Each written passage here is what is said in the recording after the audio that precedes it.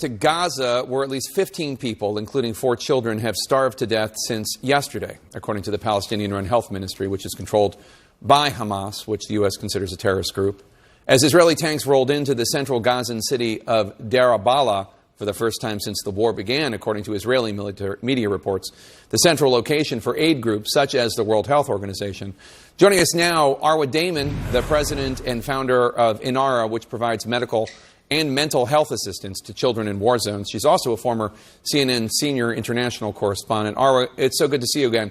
So the World Health Organization in Gaza says male staffers in Deir al-Balah were, quote, handcuffed, stripped, and interrogated by Israel's military on Monday after strikes damaged the main World Health Organization warehouse. Israel's military tells CNN they were looking for terrorists and treated people in accordance with international law.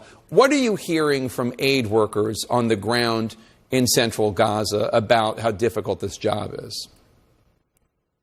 Oh, Jake, it's impossible. I mean, to get anything done in Gaza right now is like trying to jump through mental hoops and all sorts of obstacles that one cannot even really begin to describe or comprehend.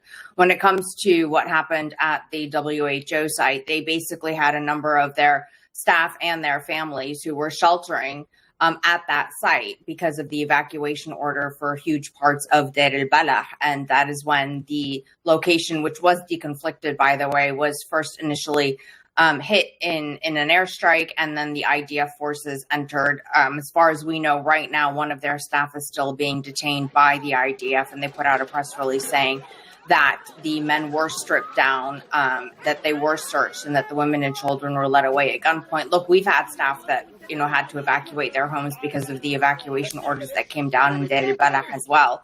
And a number of other aid organizations have had to relocate. So it just further cripples our capacity to be able to operate, which has already been significantly crippled. You posted a video showing a family struggling to feed and care for their children. And talked about how your children's trying to help them. The infants have horrible rashes. They don't have enough formula. Another kid had lice. Let's show part of your video. One of the boys tells Yusra, our program coordinator, that it's his birthday the next day. And his mother says he asked her for bread on his birthday. Not a cake, just bread. And then do you know what happens? Yusra returns on her own time. Yusra returned and gave him some bread. Why did you feel it important to spotlight this story in particular? Jake, because in so many cases, a lot of what we see is the pain and the agony that, Palestinians in Gaza are going through, and rightfully so. But what we don't see often enough of are these small moments of humanity that exist every single day. And I saw this numerous times on the 4 trips that I made into Gaza since October 7th, before Israel decided to deny me entry. And you really do get this great sense that no matter what, no matter how hard things are for people there, they still do continue to look out for each other, to try to create small moments of joy for each other whenever they can and however they can.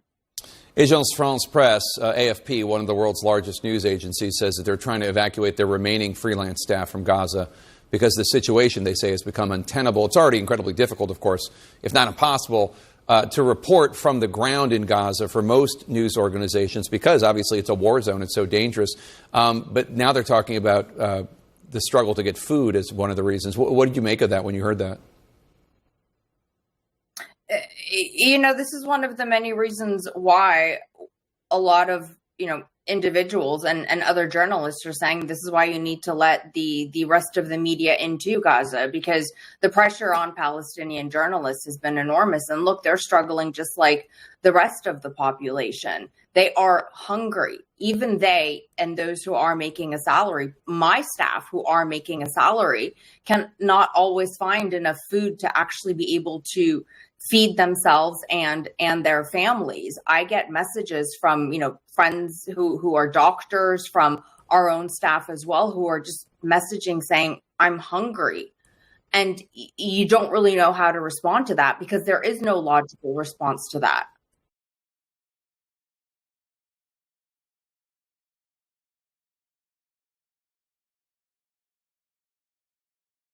and we begin this hour in Gaza with another urgent call to get more basic humanitarian supplies into the enclave and to protect the people seeking aid.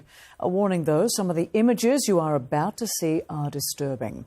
The Palestinian Health Ministry reports more than 1,000 people have been killed seeking humanitarian relief since May. A statement from the foreign ministers of 25 Western countries says the suffering of civilians in Gaza has reached new depths. Israel says the claim is disconnected from reality and sends the wrong message to Hamas. The foreign ministers say we condemn the drip feeding of aid and the inhumane killing of civilians, including children, seeking to meet their most basic needs of water and food. Meanwhile, Israeli tanks have rolled into parts of Deir al-Balah in central Gaza for the first time in the 21-month war. That is according to witnesses, aid agencies and the Israeli media. Israel issued evacuation orders for the area on Sunday.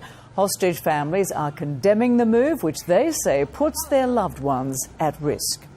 More now on the aid crisis in Gaza from CNN's Jeremy Diamond, reporting from Tel Aviv. It marks the latest instance of Israel's growing isolation on the world stage. I mean, these are not frequent critics of Israel, the countries that have come out here.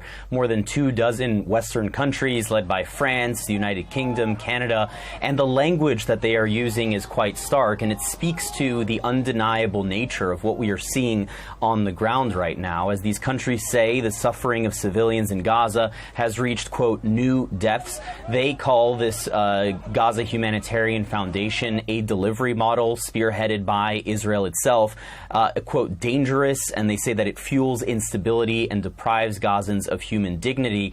They are squarely placing the blame of the humanitarian crisis that is now unfolding inside the Gaza Strip at Israel's feet. And indeed, it is Israeli restrictions on humanitarian aid, Israel's mode of delivery through this GHF foundation, the restrictions on the amount of aid that the United Nations and the traditional humanitarian aid groups can bring in. It is all of that that is fueling what we are seeing inside of Gaza right now. Not only the fact that just this week we saw the 76th child in Gaza since the beginning of the war die due to malnutrition, but in addition to that, more than 1,000 people now who have been killed by violence near these aid sites, largely by Israeli military fire directed at crowds of hungry Palestinians trying to make it to these aid sites. And at this point, the Israeli military isn't even denying that it's opening fire on these groups altogether. They call them, quote-unquote, warning shots, but they acknowledge that people have been killed as a result of these warning shots. They do dispute the total death toll numbers. They say that it's not as high as what's being claimed on the ground. But the bottom line is that, whereas 8 weeks ago when this violence first began near these Gaza Humanitarian Foundation aid sites, the Israeli government, the Israeli military were all denying that it had happened. Now it's become an almost daily occurrence, one that the Israeli military isn't fully denying altogether, and it simply doesn't seem like there is anything that is going to get it to stop other than perhaps a ceasefire agreement, which would not only stop the shooting, stop the bombardment of Gaza, bring out dozens of hostages, but in addition to that would also allow for an enormous surge of humanitarian aid, which, as we can see right now, is desperately, desperately needed.